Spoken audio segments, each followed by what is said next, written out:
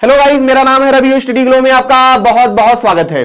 दोस्तों, आपको पता है घड़ी हमेशा समय बताती है, लेकिन कुछ घड़ी ऐसी भी होती है जो समय में पीछे भी जाती है, यानी कि हम उन्हें पीछे भी कर सकते हैं। और वो घड़ी हमें बताती है धरती के मौत का दिन, यानी कि ये संभावनाएं बताती है कि कितने वक्त के बाद धरती पे मौत आ जाएगा और धरती का मातम छा जाएगा। जैसे साल 2012 ये माना जाता था कुछ लोगों के द्वारा कि 2012 में धरती तबाह हो जाएगी। पूरी दुनिया ये मानने लगी थी और हर किसी के मन में डर था, जिसके ऊपर मूवी भी बनी। लेकिन 2012 में दुनिया तबाह नहीं हुई, यानी कि 2012 जो समय था वो धरती का डूम्सडे माना जा रहा था।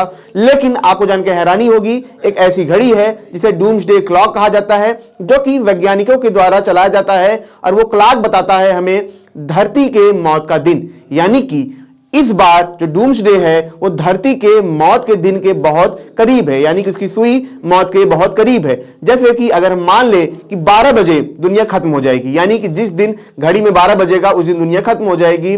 और क्या होता है, वो सुई 12 के बहुत पास पहुंच जाती है और फिर एक अंदेशा पैदा होता है कि दुनिया खत्म होने वाली है या दुनिया मौत के मुहाने पे है। यहां पे वो घड़ी वही बताती है। यहां पे पहली बार ऐसा हुआ है, इतिहास में पहली बार ऐसा हुआ है कि ये घड़ी सबसे करीब आ चुकी है डूम्सडे के और सिर्फ 90 सेकेंड दूर रह गई है डूम्सडे की। अगर यहां पे अगर आप देखेंगे इस पिक्चर को तो आप देखेंगे कि दो सुई है। ये सुई जो बड़ी वाली सुई है बहुत पास पहुंचने के करीब है और वहीं पे ये रुका हुआ है। यानी कि अगर जिस दिन ये सुई वहां तक पहुंच जाएगी, निडल वहां तक पहुंच जाएगा, उस दिन आप समझिए कि दुनिया मौत के मुंह में है, दुनिया खात्मे के कगार पे है। लेकिन आप सोचेंगे भला एक घड़ी कैसे ऐसे कर सकती है, और आप सोचेंगे भला ये घड़ी पीछे कैसे जा सकती है। देखिए, मैं आपको बताऊं, ये कोई ऐसी घड़ी नहीं है जो टाइम बताता है, ये बताता है संभावना। संभावना किस चीज की? संभावना ये बताता है मौत के दिन की। कैसे मौत के दिन की? देखिए, ये क्या करता है, बहुत सारी संभावनाओं को इकट्ठा करता है। जो दुनिया में हलचल चल रही है उस हलचल के हिसाब से हमें एक डेटा देता है। डेटा कैसा कि हम कितने करीब हैं किसके, बहुत बड़े वार के, बहुत बड़े न्यूक्लियर वार के, ठीक है। और उस वजह से ये एक और संभावना देता है जिससे मौत हो जाएगी। यानी कि जो प्रोबेबिलिटी है मतलब दुनिया खत्म होने की, वो ये है कि जिस दिन वर्ल्ड वार 3 शुरू होगा या न्यूक्लियर वेपन्स वार शुरू हो जाएंगे, उस दिन मानवता नहीं बचेगी। और उसी सारी संभावनाओं को देखते हुए ये डूम्सडे क्लॉक बनाया गया है।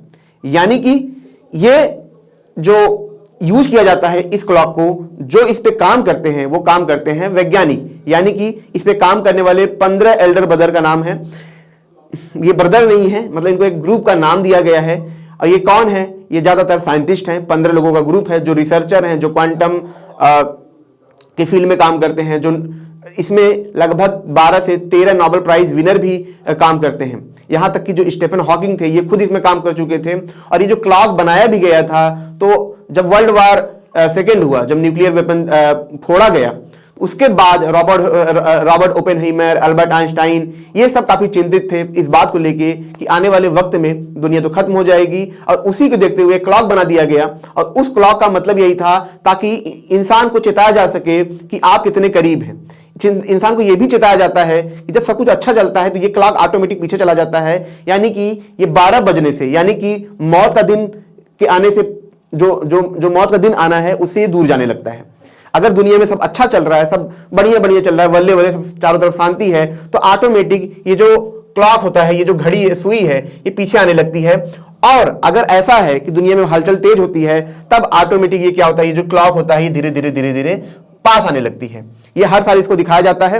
अब आप सोचेंगे ये क्लॉक कहां मिलेगा, तो मैं आपको बता दूं ये क्लॉक कोई घड़ी वाला क्लॉक नहीं है, कोई ऐसा क्लॉक नहीं है। ये एक तरीके से मैंने कहा ये डेटा है, संभावना है, इसको घड़ी के रूप में बदल दिया गया है और वही यहां पे दिखाया जाता है। ये हर साल इसको प्रेजेंट भी किया जाता है। पिछले साल ही क्या था, जो इसका समय था वो समय कितना था, लगभग 150 सेकंड के आसपास था, यानी कि 2 मिनट तक ये पहुंचा था। वो काफी करीब माना जा रहा था, लेकिन इस बार क्या हुआ है कि 90 सेकंड पहुंच गया है, यानी कि ये बहुत ही खतरनाक है। अब आप सोचेंगे भला 90 सेकंड कैसे पहुंचा? 90 सेकंड ऐसे पहुंचा, आप देखेंगे कुछ सालों से लगातार युद्ध चल रहे हैं। युद्ध कैसा चल रहा है? रसिया यूक्रेन में चल रहा है, फिर आपने देखा इजराइल गाजा में शुरू हो गया, अमेरिका पीछे सपोर्ट कर रहा है, फिर अभी आपने देखा ईरान पाकिस्तान में, ठीक है, ईरान कहीं उधर उधर, मतलब न्यूक्लियर की संभावनाएं बन रही है, न्यूक्लियर वेपन की संभावनाएं बन रही है। तो इसी को देखते हुए इस बार जो डूम्सडे क्लॉक था वो 90 सेकेंड के पास पहुंच गया। कभी कभी जो चीजें चलती हैं हमें लगता है अभी इसकी शुरुआत नहीं हुई है, लेकिन कुछ सालों के बाद हमें समझ में आता है कि इसकी शुरुआत तो बहुत पहले ही हो गई थी। जैसे कि आज अगर ये युद्ध चल रहा है, कल को इसमें अमेरिका कूद जाए या भारत कूद जाए या चाइना कूद जाए, कोई बड़ा देश कूद जाए, तो क्या होगा, कुछ और बड़े देश आएंगे, फिर क्या होगा, कोई देश न्यूक्लियर वेपन गिरा दे, तब क्या होगा, दूसरा देश भी न्यूक्लियर वेपन गिराएगा और इस समय शुरू हो जाएगा वर्ल्ड वार थर्ड। लेकिन वर्ल्ड वार इससे पहले भी हुआ है, वर्ल्ड वार फर्स्ट हुआ था तब ये क्लॉक नहीं बना, लेकिन वर्ल्ड वार सेकेंड के बाद ही ये क्लॉक क्यों बना? ये इसलिए बना क्योंकि अब हमारे पास न्यूक्लियर वेपन है, यानी कि दुनिया खत्म हो सकती है। अगर हमारे पास छोटे हथियार होते तो लड़ाई होती, कुछ लोग मरते, लेकिन जब हाथ में न्यूक्लियर वेपन हो, ऐसा हथियार हो जिससे पूरी दुनिया तबाह हो सकती है, तो आप समझ सकते हैं कि ये दुनिया सच में पूरी तरीके से खत्म हो सकती है। इसको समझने का सीधा सा मतलब है, देखिए जब वर्ल्ड वार फर्स्ट शुरू हुआ तो आप समझिए कि उस दौरान बहुत ज्यादा खोज नहीं हुई थी, बहुत ज्यादा एडवांस हथियार नहीं बनाए गए थे, ऐसे हथियार नहीं थे, लॉन्चर ये सब वो सब बहुत ज्यादा नहीं थे, मतलब फाइटर जेट आप देखेंगे वो सब तो नहीं थे, तो हाइड्रोजन बम, परमाणु बम तो छोड़ दीजिए। तो अगर युद्ध होता तो क्या होता? चलिए सिनेरियो की हम बात करते हैं, ले लेते हैं वर्ल्ड वार फर्स्ट का सिनेरियो कि सारा दुनिया लड़ाई कर रहा है, तो क्या होता? बहुत लोग मरते, मैं कह रहा हूं लाखों लोग मरते, करोड़ों मरते, लेकिन पूरी दुनिया नहीं मरती, क्योंकि हमारे पास ऐसे वेपन नहीं है मास लेवल पे हम जिससे डिस्ट्रक्शन कर सके। फिर क्या होता है? वर्ल्ड वार सेकेंड आता है। क्या हिटलर जैसे लोग आते हैं और ये फोकस करते हैं सेना पे और आधुनिकता पे, टेक्नोलॉजी पे ये फोकस करते हैं ताकि ये मास लेवल पे डिस्ट्रक्शन कर सके, टेक्नोलॉजी से लोगों को हरा सके। ये देखते हुए हर देश इस पे काम कर रहा था, अमेरिका हथियार बना रहा था, लोगों को दे रहा था, जापान भी टेक्नोलॉजी की तरफ जा रहा था, यानी कि अब ऐसे हथियार बनाए जाने लगे थे जिससे बड़े लेवल पे डिस्ट्रक्शन हो। उसमें भी कोई प्रॉब्लम नहीं थी, ठीक है वो पहले से खतरनाक था, लेकिन इतनी बड़ी समस्या नहीं थी कि पूरी दुनिया खत्म हो जाए। फिर होता है न्यूक्लियर वेपन का अटैक। बहुत सारे वैज्ञानिकों को बुलाया जाता है मैनहट्टन प्रोजेक्ट में। अमेरिका कहता है कि न्यूक्लियर वेपन बनाओ अल्बर्ट आइंस्टाइन की सलाह के द्वारा, और वो कहता है अगर हम नहीं बनाएंगे तो जर्मनी बना लेगा, कोई और देश बना लेगा और हम हार जाएंगे। अमेरिका के जो साइंटिस्ट थे वो चाहते थे कि प्रोजेक्ट पे काम हो, न्यूक्लियर वेपन बने, लेकिन बनने के बाद इसका सिर्फ डराने के लिए यूज किया जाए, किसी को मारने के लिए यूज नहीं किया जाए। लेकिन होता यह है, जो रूजवेल्ट थे वो हथियार बनाते हैं, ये प्रॉमिस भी करते हैं वैज्ञानिकों से कि हम ऐसा करेंगे, लेकिन बनने के बाद उस बम को फोड़ा जाता है हिरोशिमा और नागासाकी में। अब पहली बार जो वैज्ञानिकों ने न्यूक्लियर वेपन बनाया था उन्हें यह समझ में आता है कि ये जो वेपन है ये सिर्फ वेपन नहीं है, ये पूरी दुनिया को खत्म करने वाला वेपन है। वैज्ञानिक चिंतित थे क्योंकि इसका कोई अल्टरनेटिव नहीं था, इससे बचने के लिए कोई एंटीटोड हमारे पास नहीं था जैसे वैक्सीन का होता है, तो हमारे पास कुछ भी इसका तोड़ नहीं था। और इसी को देखते हुए वैज्ञानिक डरते हैं, और वैज्ञानिक 1947 में क्या कर सकते थे क्योंकि इसका तोड़ था नहीं, तो उन्होंने, आप यहां पे देखेंगे जो मार्टिन लैंगस्टॉर्फ हैं, ठीक है, वो इसकी पहल करती हैं और डूम्सडे क्लॉक को बनाती हैं।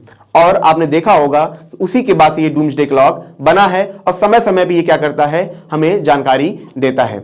जानकारी कैसी? तो जरा इस पिक्चर को आप देखिए, तो ये आप देखेंगे कि कब ऐसा हुआ है कि डूम्सडे क्लॉक बहुत नजदीक गया है और कब ऐसा हुआ है कि डूम्सडे क्लॉक बहुत ही दूर गया है। तो अगर यहां पे आप देखेंगे 1947 में जब डूम्सडे क्लॉक बनाया गया तो इसे मौत के दिन से महज 7 मिनट दूर रखा गया, यानी कि उस समय सिनेरियो ऐसा था कि इसको ऐसा बनाया गया। फिर 1949 में क्या हुआ, सोवियत न्यूक्लियर वेपन जब टेस्ट हुआ तो दुनिया को लगा कि हो सकता है कि कोल्ड वार इनमें शुरू हो चुका था, तो हो सकता है कि ऐसी सिचुएशन आए कि दोनों आपस में लड़ जाएं और एक दूसरे के ऊपर वेपन फेंक दे, और जिसकी वजह से महातबाही शुरू हो, पूरी दुनिया मौत के मुंह में चली जाए। और ये संभावना काफी सही थी, इसी वजह से आप देखेंगे ये काफी करीब जा चुका था, ये लगभग 2-3 मिनट के आसपास ये जा चुका था। 1953 में ये और करीब जाता है, आप देखेंगे जब हाइड्रोजन टेस्ट किया जाता है सोवियत के द्वारा। ये अच्छा यूएस टेस्ट की फर्स्ट होता है, फिर सोवियत के द्वारा भी ये किया जाता है, ठीक है। फिर 1959 में भी आप देखेंगे यहां पे भी ऐसे ही कुछ था, ट्रीटी जो साइन था, इस तरीके से आप देखेंगे तो ये हर बार ऊपर नीचे जाता रहता है, ठीक है। 1991 में ऐसा हुआ था जो सबसे दूर था, लगभग ये 17 मिनट तक चला गया था। अगर आप देखेंगे तो यहाँ पे अमेरिका और यूएस का जो कोल्ड वार था वो लगभग खत्म हो चुका था, और इसी को देखते हुए ये जो क्लॉक था ये दिखाया गया कि अभी दुनिया मौत के मुहाने से बहुत दूर है, काफी सेफ है। तो आप देखेंगे लगभग 17 मिनट दूर जा चुका था। लेकिन फिर क्या होता है, फिर धीरे धीरे यहाँ पे आप देखेंगे नॉर्थ कोरिया क्या करता है, न्यूक्लियर वेपन का टेस्ट करता है, फिर से ये क्लॉक नजदीक जाता है, 2016 में और नजदीक जाता है, 2017 में भी और नजदीक जाता है, 2020 में ये 150 सेकेंड के पास पहुंचता है और इस साल ये पहुंच गया है लगभग कितना, 90 सेकेंड के पास। तो आप समझ सकते हैं कि ये जो संभावनाएं होती हैं, बहुत बड़े बड़े जो वैज्ञानिक होते हैं, न्यूक्लियर नोबेल साइंटिस्ट होते हैं, इनके द्वारा डेटा इकट्ठा किया जाता है, इनके द्वारा ये संभावनाएं दी जाती हैं। तो ये कितना सटीक होंगी आप समझ सकते हैं। लेकिन अब सवाल उठता है कि आखिर ये संभावनाएं किस हिसाब से दी गई, किस डेटा पे दिया गया। तो जो वैज्ञानिक थे उनका ये कहना है कि 3 चीजें ऐसी हैं जो पूरी दुनिया को तबाह कर सकती हैं, जिसमें सबसे पहला है ग्लोबल वार्मिंग। दुनिया, अब आपने सोचा होगा कि युद्ध होगा, लेकिन नहीं, ग्लोबल युद्ध तो है लेकिन ग्लोबल वार्मिंग सबसे बड़ा रीजन था। उन्होंने बताया, उन्होंने कहा कि दुनिया इस पे ध्यान नहीं दे रही है, लेकिन ये युद्ध से बड़ा भी खतरा है, क्योंकि आपने देखा होगा ग्लोबल वार्मिंग के चलते मौसम चेंज हो रहा है, स्पीशीज बहुत तेजी से गायब हो रहे हैं। अभी आपने देखा था कोरोना वायरस, ये सब चीजें पैदा भी हुई, तो क्या पता उसके पीछे इन्हीं सबका हाथ हो जो हम नेचर के साथ खिलवाड़ कर रहे हैं। ठीक है, कार्बन की मात्रा बढ़ रही है, टेम्परेचर बढ़ रहा है, ट्री जो पेड़ पौधे थे वो खत्म हो रहे हैं। और उन्होंने दूसरा रीजन तो ये बताया ही, तीसरा ये था आर्टिफिशियल इंटेलिजेंस और टेक्नोलॉजी का इजाफा। क्यों इजाफा? देखिए, जितनी ज्यादा टेक्नोलॉजी ग्रो होती है उतना ज्यादा ऐसे वेपन्स को बनाना, ऐसे वेपन को कंट्रोल करना और ऐसे वेपन्स के यूज में तेजी आना बहुत आसान हो जाता है। जैसे कि आज से कुछ साल पहले अगर आप देखेंगे कि बहुत सारे ऐसे काम थे जो बहुत धीमे थे, जैसे कि आपको अगर टाइपिंग करना है तो आपको उसको टाइप जाके करना पड़ेगा, 1 पेज आधा घंटा तो होगा। लेकिन आज क्या है, अगर किसी चीज को आपको देख के टाइप करना है तो आपने क्या किया, गूगल लेंस लिया, कोई ऐप लिया, क्लिक किया, वो टाइप हो गया। तो चीज आसान हो गई, तेजी से बढ़ने लगी। वही चीज अब यहाँ पे देखा जा रहा है कि एआई की वजह से, इन सब चीजों की वजह से प्रॉब्लम बहुत ज्यादा क्रिएट होगी। एक आम इंसान भी इतना ज्यादा पावरफुल हो जाएगा, एक कोडर भी इतना ज्यादा पावरफुल हो जाएगा जो बहुत सारी चीजें कंट्रोल कर सके और उसका मिस यूज कर सके। जैसे आज हम देखेंगे कि बड़ी बड़ी कंपनियां जो दुनिया पे राज करती हैं वो एक सरकार से ज्यादा पावरफुल हैं, और वो हैं कुछ प्राइवेट कंपनियां। तो यही चीज देखते हुए यहाँ पे इस क्लॉक को बनाया गया। ठीक है, इससे पहले भी स्टीफन हॉकिंग भी ये चेतावनी दे चुके थे कि आने वाले वक्त में जो आर्टिफिशियल इंटेलिजेंस है ये काफी बड़ा खतरा बन सकता है इंसानों के लिए। तो ये वैज्ञानिक अब मान भी रहे हैं कि इसकी वजह से भी जो दुनिया है वो मौत के मुहाने पे पहुंच सकती है। तो दोस्तों, ये छोटा सा लेक्चर था। अगर ये आपको अच्छा लगा हो तो इसे लाइक करें, कमेंट करें, शेयर जरूर करें। मिलते हैं नेक्स्ट लेक्चर में। Thank you so much.